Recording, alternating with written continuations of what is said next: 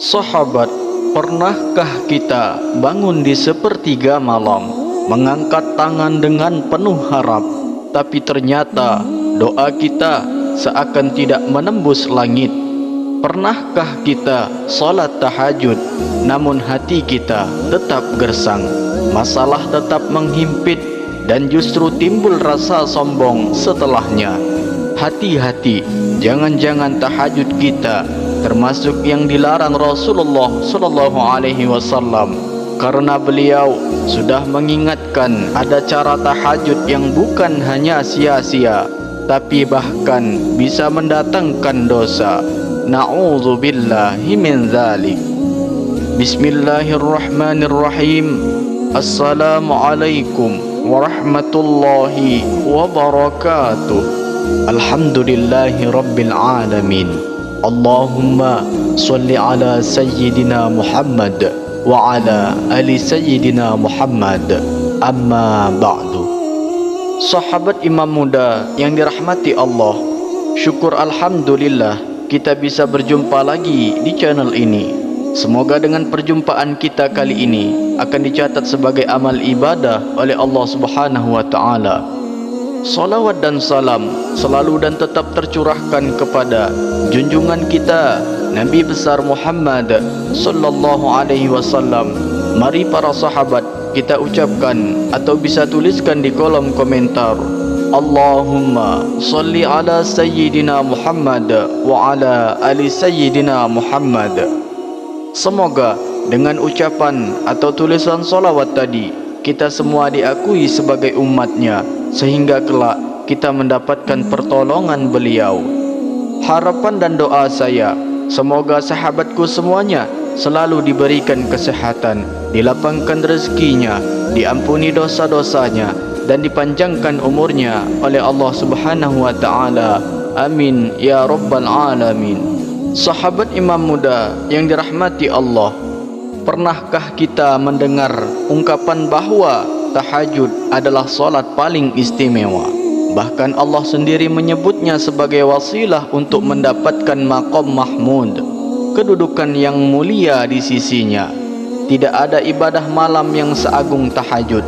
Dari situlah banyak orang berlomba-lomba bangun di sepertiga malam, mengangkat tangan dengan penuh harap agar doanya menembus langit. Namun ada satu pertanyaan penting, apakah semua tahajud diterima Allah? Apakah semua orang yang bangun malam otomatis mendapat pahala dan keberkahannya? Jawabannya tidak selalu. Rasulullah sallallahu alaihi wasallam memberikan peringatan keras bahwa ada cara tahajud yang bukan hanya sia-sia, tetapi bahkan bisa mendatangkan dosa. Na'udzubillahi min dzalik. Bayangkan sahabat, seseorang yang rela meninggalkan tidurnya yang nyenyak. Ia bangun berwudu dengan air dingin, lalu salat tahajud. Tapi ternyata ketika caranya salah, niatnya keliru, salatnya justru ditolak. Tidak hanya tidak mendapatkan apa-apa, tapi malah berbuah dosa. Sungguh merugikan, bukan? Maka dari itu penting bagi kita untuk tidak sekedar tahu tahajud itu bagus, tapi juga paham larangan-larangan dalam tahajud yang telah Rasulullah sallallahu alaihi wasallam sebutkan. Sebab kalau kita salah langkah, kita hanya lelah tapi tidak dapat ganjaran. Sahabatku, tahajud itu ibadah hati, ibadah yang sangat halus. Tidak cukup hanya dengan gerakan, tetapi harus dengan niat yang benar, cara yang tepat, dan hati yang ikhlas. Karena tahajud itu ibarat sebuah kunci emas. Kalau digunakan dengan cara yang benar, ia akan membuka pintu langit. Tapi kalau digunakan dengan cara yang salah, kunci itu tidak akan membuka apa-apa. Maka pada kesempatan kali ini, mari kita belajar bersama-sama. Kita akan bahas tahajud seperti apa yang dilarang Rasulullah sallallahu alaihi wasallam.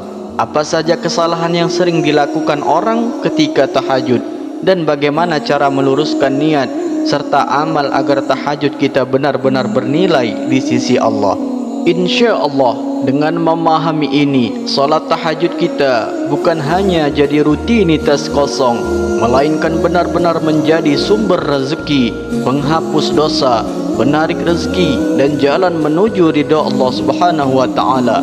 Namun sebelum kita lanjutkan, mari para sahabat kita sama-sama berdoa kepada Allah. Silahkan sahabat tuliskan hajat, cita-cita dan doa sahabat di kolom komentar untuk kita aminkan bersama-sama. Karena bisa kita bayangkan 40 orang saja yang mengaminkan doa kita, maka insya Allah akan diijabah oleh Allah Subhanahu wa taala.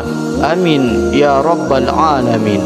Dan untuk para sahabat yang baru bergabung, silahkan untuk klik tombol like, tombol jempolnya, kemudian subscribe dan aktifkan lonceng notifikasinya agar ketika channel ini update video terbaru, sahabat semua langsung dapat notifikasinya. Terima kasih, semoga Allah membalas semua kebaikan anda. Sahabat imam muda yang dirahmati Allah, izinkan saya berbagi satu kisah nyata yang pernah diceritakan oleh seorang guru. Kisah ini tentang seorang pemuda sederhana bernama Ahmad yang hidupnya penuh ujian. Ahmad lahir dari keluarga miskin. Ayahnya seorang tukang becak, ibunya hanya berjualan kecil di pasar. Ahmad sering merasa putus asa melihat kondisi orang tuanya. Bahkan ketika lulus SMA, ia tidak bisa langsung kuliah karena tidak ada biaya. Malam-malamnya sering ia habiskan dengan menangis dalam sujud, memohon jalan keluar. Suatu malam, seorang ustadz di kampungnya menasihati, kalau engkau ingin hidupmu berubah, bangunlah di sepertiga malam, mintalah langsung kepada Allah dengan cara salat tahajud. Sejak itu, Ahmad mencoba istiqamah setiap malam ia bangun. Meski awalnya berat, ngantuk dan kadang ingin menyerah, ia hanya berdoa sederhana, ya Allah, bahagiakan kedua orang tuaku, angkatlah kesulitan hidup kami. Sahabat, ajaibnya tidak sampai setahun, jalan rezekinya terbuka. Ahmad mendapat biaya siswa kuliah gratis dari pemerintah. Ia belajar dengan sungguh-sungguh sambil tetap membantu orang tuanya. Setelah lulus, ia diterima kerja di sebuah perusahaan besar dengan gaji yang lebih dari cukup. Dan apa yang paling membuatnya terharu, gajinya yang pertama bukan ia pakai untuk dirinya, tapi ia serahkan kepada ibunya sambil berkata, "Ibu, inilah jawaban dari doa-doa kita di sepertiga malam." Ibunya menangis bukan karena uangnya, tapi karena melihat anaknya tumbuh menjadi pribadi yang dekat dengan Allah.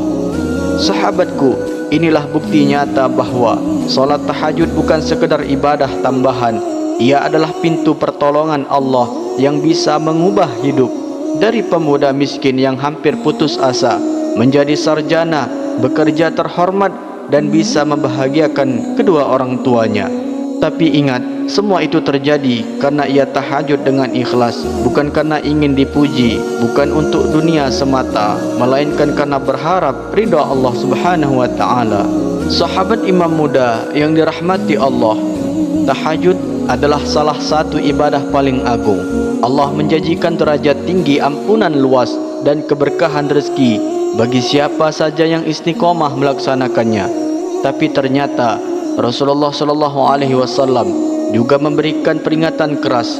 Ada 6 bentuk tahajud yang dilarang karena bisa membuat ibadah ini hampa, bahkan mendatangkan dosa. Yang pertama, tahajud tanpa istiqomah.